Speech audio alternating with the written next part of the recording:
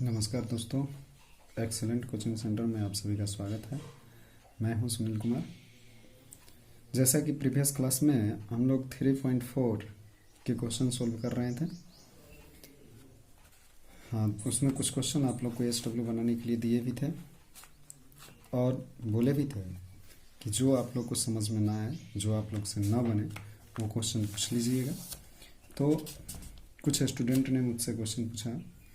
Exercise 3.4 का second question का 4 number question आप देखिए, जो दिया हुआ है कि मीना 2000 रुपये निकालने के लिए एक बैंक गई। उसने खजांची से कैशियर से 50 रुपये तथा 100 रुपये के नोट देने के लिए कहा।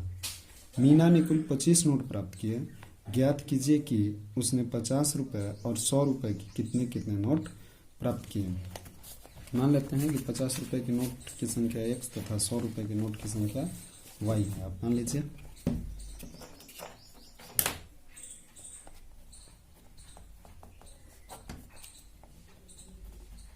माना कि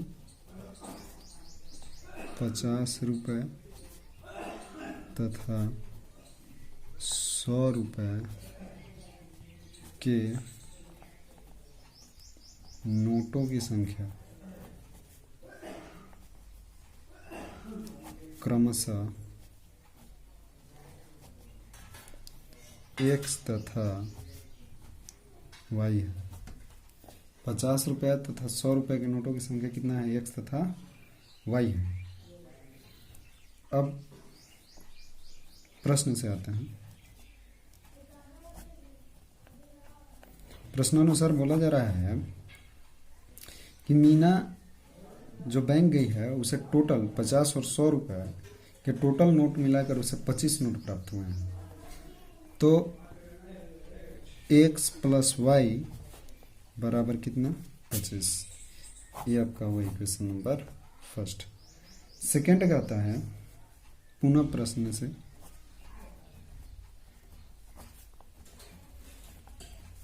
पुनः प्रश्न से कह रहा है कि 50 रुपये तथा 100 रुपये के जितने भी नोट लिए हैं उसको मिलाकर उसे 2000 रुपये निकालें। मान लीजिए कि आपके पास यदि 50 रुपये के 5 नोट हैं तो आपके पास कितने रुपए हैं? 250। यदि 100 रुपये के 5 नोट हैं तो 500। इस प्रकार से इसमें देखेंगे कि 50 रुपये का वैल्यू 50 रुपये का अगर एक नोट है, यानी x की जगह अगर 1 है तो 50, अगर 50 रुपये का वैल्यू, अगर 50 का नोट आपके पास 2 है, यानी x की जगह 2 है, तो आपके पास रुपए की संख्या कितने रुपए हुए? तो 100 हुए। तो यही बोल रहा है कि 50x plus 100y equal to total मिलाकर इसे कितना रुपये लगा है? 2000। इक्वेशन नंबर, अभी इक्वेशन नहीं देते हैं, आगे एक स्टेप और ले जाते हैं। कॉमन मिल रहा है, 50 कॉमन मिला तो x plus 2y equal to 2000, यानी कि x प्लस 2y आप निकालें तो कितना मिला? 2000 बाई 50 कट के आया कितना? 40, यानी x plus 2y equal to 40। आप इसे इक्वेशन नंबर सेकेंड ले लीजिए।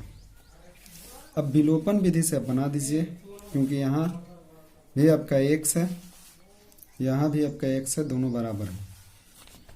तो समीकरण 1 माइनस समीकरण 2, तो x plus y equal to 25 और x plus 2y equal to 40। Minus minus minus subtract किए हैं, घटाव किए हैं, ये तो कट जाएंगे। ये आएंगे minus y equal to minus 15, यानी कि माइनस से माइनस कट गया तो y का मान आपका आया कितना? 15। इस प्रकार से x का मान आप ज्ञात कर लीजिएगा। इसलिए समीकरण 1 में y इक्वल टू 15 रखने पर, तो अगर इसमें y का मान रखा जाए तो x प्लस 15 इक्वल टू 25, यानी x equal to 25 minus 15 equal to आपका आया कितना 10। इसलिए 50 रुपये की नोट की संख्या कितना है, तो 10 नोट 50 रुपये के हैं, क्योंकि x का मान 50 रुपये के नोट की संख्या को x माने थे, और 100 रुपये के नोट की संख्या कितना है, तो y का मान जो आया है वो 100 रुपये का है, तो 15। इस प्रकार से आपका आंसर हो गया। 3.4 एक्सरसाइज खत्म हो गया, क्योंकि एक ही क्वेश्चन मुझसे पूछा गया स्टूडेंट के द्वारा। अब आगे बढ़ते हैं हम लोग 3.5 एक्सरसाइज जो है 3.5 पढ़ने वाले हैं, लेकिन उससे पहले मैं बता दूं 3.5 जो है यह आपका ब्रज गुणन विधि है। वज्र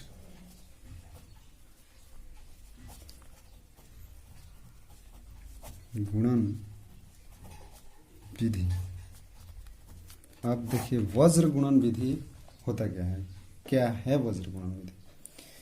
तो आप जानते हैं कि दो चर वाले रैखिक समीकरण युग्म, दो चर वाले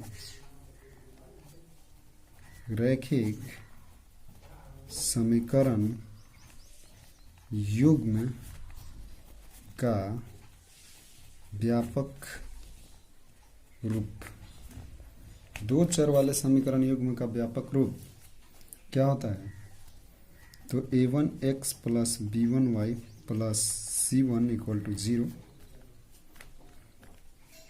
तथा a2x plus b2y plus c2 equal to 0, ये ही आपका व्यापक रूप होता है। तो अब ब्रज गुणन विधि, अगर विधि से इसको सॉल्यूशन करना है, देखिए आसान होता है ब्रज गुणन विधि, बस आपको फार्मूला याद रहना चाहिए। बहुत आसान, सबसे आसान है समीकरण में निकालने का, यदि आपको फार्मूला याद है तो। फार्मूला याद करने का अच्छा ट्रिक ये है कि आप ब्रज गुणन विधि जब निकालते हैं तो स्टार्ट कीजिएगा कि फार्मूला निकालने के लिए, तो यहाँ x, यहाँ y, यहाँ 1 करते हैं। इसमें b1 से स्टार्ट करते हैं, b1, b2, c1, c2, a1, a2, b1, b2। Cross multiplication करते हैं, यानी कि पहले आएंगे ऊपर से नीचे, फिर नीचे से ऊपर, ऊपर से नीचे, नीचे से ऊपर, ऊपर से नीचे, नीचे से ऊपर, यानी कि हमें मिला क्या, ध्यान से देखिएगा। इसलिए मिलेगा x by b1c2 minus b2c1 equal to y by c1a2, देखिए c से तिर लगा किसको, a2 को, तो c1a2 माइनस जो नीचे से ऊपर तिर जा रहा हो माइनस में होगा c2a1 equal to 1 by a1b2 minus a2b1। अब यदि हमें, ये तो आपका फार्मूला निकालने के लिए हुआ कि आपको इतना याद रहेगा तो आप कभी भी फार्मूला निकाल सकते हैं। डायरेक्ट फार्मूला कितना आता है ये देखिए। अब चूंकि सब तो आपस में बराबर है, तो x by b1c2 minus b2c1 बराबर कर दें 1 बाई a1b2 माइनस a2b1, तो आएगा क्या, तो x को यहीं छोड़ देते हैं, क्रॉस मल्टीप्लिकेशन हो जाएगा। तो b1c2 माइनस b2c1 बट्टा में a1b2 माइनस a2b1, ये आपका x का मान निकल गया। अब कभी भी आपको समीकरण युग्म में मिले तो आप ब्रज गुणन विधि से x का मान निकाल सकते हैं। y का मान निकालने के लिए आप क्या करिएगा कि चूंकि y by c1a2 minus a1c2 equal to 1 by a1b2 minus a2b1 न दिया हुआ है। अब देखिए इसमें से y सिर्फ निकालना है, तो इसके नीचे जो है क्रॉस मल्टीप्लिकेशन कर देंगे तो ऊपर चल जाएगा c1a2 minus c2a1 by a1b2 minus a2b1। तो आपका x और y का मान निकल गया। तो अब देखिए इस ब्रज गुणन विधि पर हम किसी भी समीकरण का हल कैसे करेंगे, आपको आगे ही बता दिए हैं कि बहुत आसान विधि है, बस आपको फार्मूला याद रहना चाहिए ब्रज गुणन विधि में। यदि फार्मूला याद है तो आप बना लीजिएगा। तो एक्सरसाइज बढ़ते हैं हम लोग 3.5 की ओर, और एक बार पुनः आप फार्मूला को देख लीजिए शुरू से अंत तक।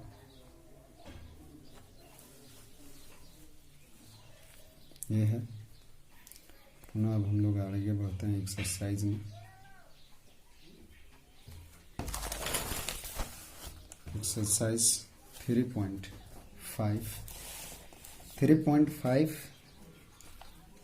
का फर्स्ट कह रहा है क्वेश्चन देखिए आप, कहता है कि निम्न रैखिक समीकरण के युग्म से किसका एक अद्वितीय हल है, किसका कोई हल नहीं है, या किसके अपरिमित रूप से अनेक हल है। अद्वितीय हल की स्थिति में उसे ब्रज गुणन विधि से ज्ञात कीजिए। पहले हमें जांच करना है कि किसका अद्वितीय हल है, किसका कोई हल नहीं है, किसका अनेक हल है। यदि अद्वितीय हल है तो उसे ब्रज गुणन विधि से आप हल कीजिए।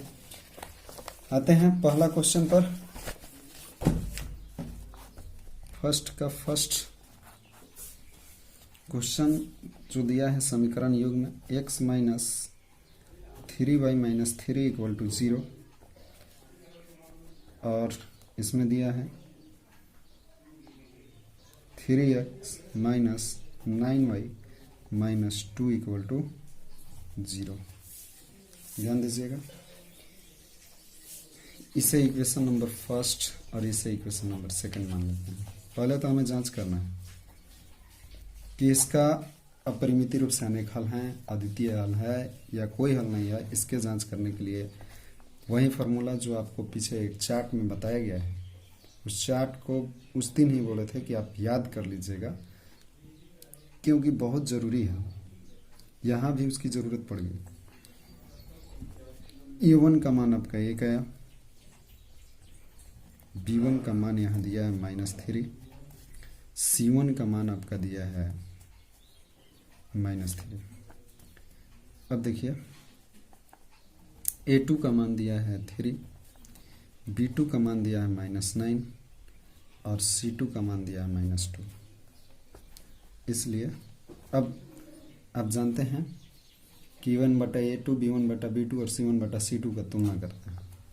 तो 1 बटा में 3 बराबर है -3 बटा -9 बराबर -3 बाई -2। देखते हैं तो 1/3 इक्वल टू, ये दोनों कट गए तो 1/3 है, इक्वल टू -3 बाई -2। इसको भी काट दीजिए तो 3/2 क्या बराबर आया है। तो ये दोनों तो आपस में बराबर है, ये बराबर नहीं है। लिख देंगे कि चूंकि a1 बटा a2 बराबर है b1 बटा b2 बराबर नहीं है c1 बटा c2, इसलिए अपरिमित रूप से, इसलिए इसका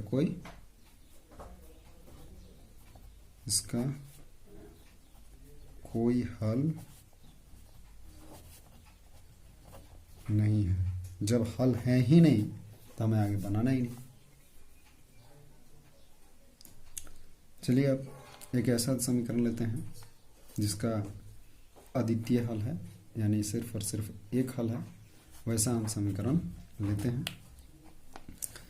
तो 4 नंबर क्वेश्चन देख लीजिएगा आप। x माइनस दिया है 3y minus 7 equal to 0, 3x minus 3y equal to नहीं minus 15 equal to 0। Equation first लीजिए, इक्वेशन सेकंड लीजिए, सोल्व करना है। ये तो बीजगणित विधि से करिएगा तो भी आपको a1 a2 b1 b2 c1 c2 प्राप्त करना है। उससे पहले ही हम लोग को जांच करना है। तो a1 a2 b1 b2 c1 c2 निकालना जरूरी है। तो a1 का मान आपका दिया है 1, क्योंकि x के साथ 1 गुना है। b1 का मान दिया है आपका -3, c1 का मान दिया आपका -7, a2 का मान दिया आपका 3, b2 का मान दिया -3 और c2 का मान दिया -15। अब तुलना कर देते हैं, इसलिए 1/3 बराबर -3 बाई -3 इक्वल टू -7 बाई -15। देखिए माइनस से माइनस कट गया, माइनस से माइनस इसको कटाएंगे तो एक आया कितना 1/3 इक्वल टू 1 इक्वल टू 7/15 है नहीं है। 1/3 1 के बराबर नहीं है, 1 7/15 के बराबर नहीं है, तो ये दोनों भी बराबर नहीं है। इसलिए a1/a2 बराबर नहीं है b1/b2 बराबर नहीं है c1/c2। जब बराबर नहीं है इसलिए इसका क्या है, अद्वितीय हल है। अद्वितीय हल होंगे, और जब अद्वितीय हल होंगे तो हमें क्या करना है, बीजगणित विधि पर इसका मान निकाल लेना है। यही निकाल दे, चलिए यहाँ ही देख लीजिए आप। चूंकि वज्र गुणन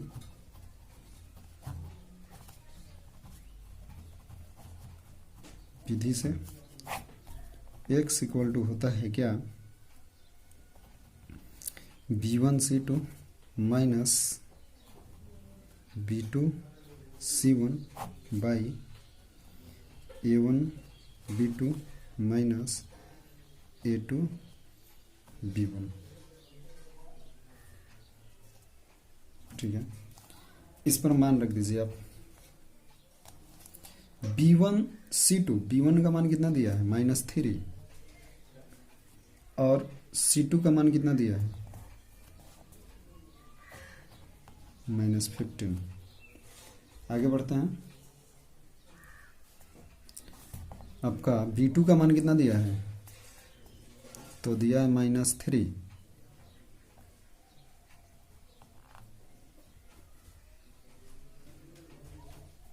-3 और c1 का मान कितना दिया है, तो -7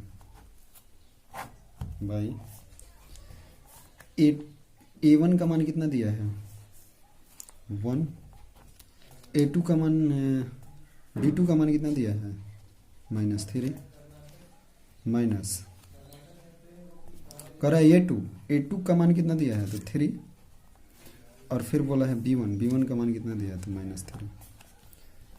देखिए गुणा करते हैं तो आता है कितना 45 माइनस माइनस प्लस गुना minus minus 21 by -3 + 9 equal to 45 में से आप 21 को अगर घटाइएगा तो आपका आएगा 4 to 24 बाई 6 कट के आया 4, यानी कि आपका x का मान कितना आया, तो x का मान आपका आता है इसमें 4।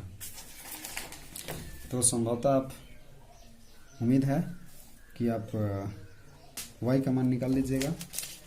जैसे देखिए यहाँ से x का मान इतना था, तो इस फार्मूला पर हम रख दिए तो x का मान निकला।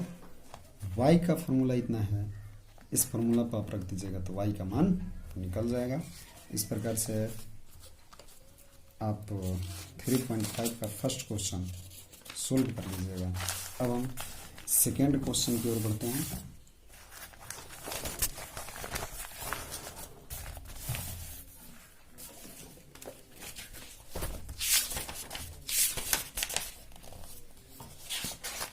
सेकेंड क्वेश्चन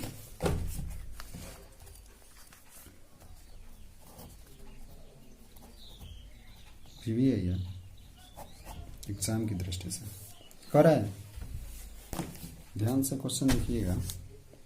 क्वेश्चन में कह रहा है कि a और b के किन मानों के लिए निम्न रैखिक समीकरणों के युग्म के अपरिमित रूप से अनेक हल हैं। आगे ही बोला है कि अपरिमित रूप से अनेक हल हैं और क्वेश्चन यहाँ दे दिया है। देखिए समीकरण युग्म दिया है 2x + 3y = 7, a - b x plus a plus b y = 3a plus b - 2 में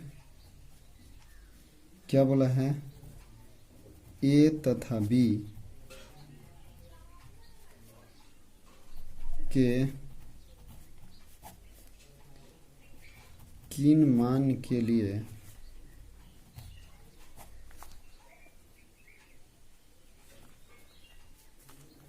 समीकरण युग्म का अनेक हल होंगे। यानी कि हमें करना क्या है, ए और बी का मान निकालना है। ठीक, सोल्व में आते हैं, सॉल्यूशन में आते हैं। तो a1 का मान आपका दे दिया है 2, b1 का मान आपका दिया है 3, c1 का मान आपका दिया है 7। इक्वल के उधर है, अगर इक्वल के इधर लाते हैं तो -7 होगा, तो माइनस लिख दीजिए 7, या आप प्लस में भी लिख सकते थे क्योंकि इसमें भी इक्वल के उधर ही है।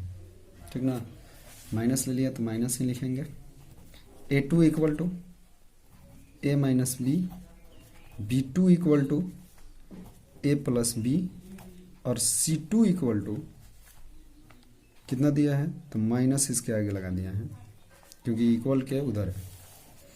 तो 3a + b - 2 क्यों है, क्योंकि अगर इसको c मानकर इक्वल के इधर लाएंगे तो ये माइनस में हो जाएगा, इसलिए यहाँ माइनस लगा दिए हैं। ठीक, लिखेंगे कि चूंकि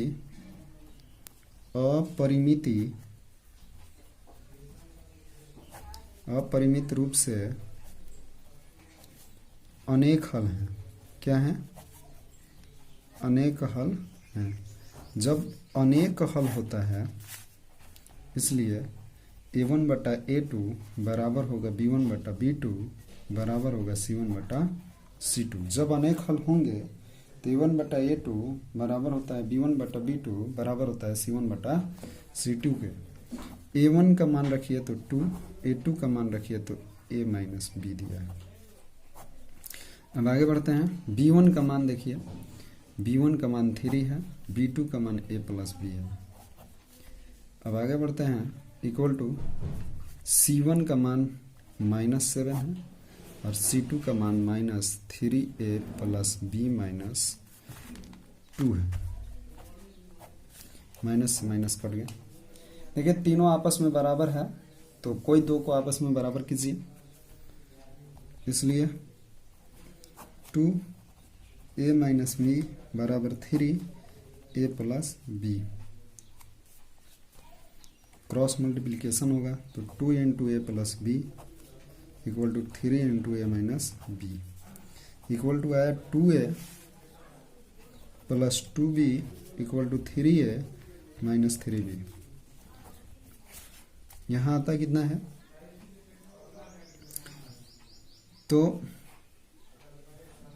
2a minus 3a plus 2b plus 3b equal to 0। सभी को इधर ला दिया, इधर लाए तो मेरा है क्या, minus a plus 5b equal to 0।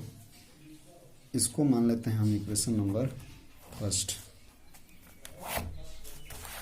इधर कर देते हैं आप, या तो इन दोनों को बराबर कर दीजिए, इन दोनों को बराबर कर दीजिए, या इन दोनों को बराबर कर दीजिए, किसी इन दोनों में से किसी को भी आपको बराबर करना है। तो हम इसको इंक कर लेते हैं, इसलिए 3 में a प्लस में b इक्वल टू होगा 7/3a plus b minus 2।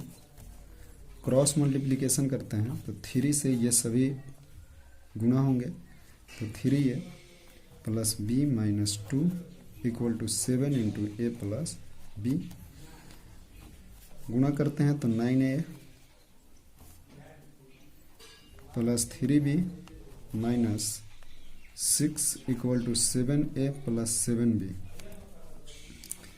9a minus 7a फिर plus 3b minus 7b equal to 6 आया कितना, तो 2a minus 4b equal to 6। अब यहाँ से आप 2 कॉमन ले लीजिएगा तो a minus 2b equal to 6, यानी आया क्या, a minus 2b equal to 2 से डिवाइड हुआ तो 3। इक्वेशन नंबर कितना आया, तो इक्वेशन नंबर आया मेरा सेकंड। फर्स्ट इक्वेशन आपका है minus a plus 5b equal to 0, और सेकेंड इक्वेशन आपका है कि a minus 2b equal to 3। समीकरण, अब यहाँ देखिए, समीकरण 1 प्लस समीकरण 2 विलोपन विधि से बना देते हैं इसे, क्योंकि ऊपर में लिखा नहीं है कि बृहस्पति विधि से ही हल करना है। देखिए, तो minus a plus 5b equal to 0, a minus में 2b इक्वल टू 3। तो यहाँ प्लस किए हैं तो साइन में कोई चेंजिंग नहीं होगा, तो है क्या, 3b बराबर 3, यानी कि b इक्वल टू 3/3। कट कर कितना आया, तो 1। अब b इक्वल टू 1 समीकरण 1 में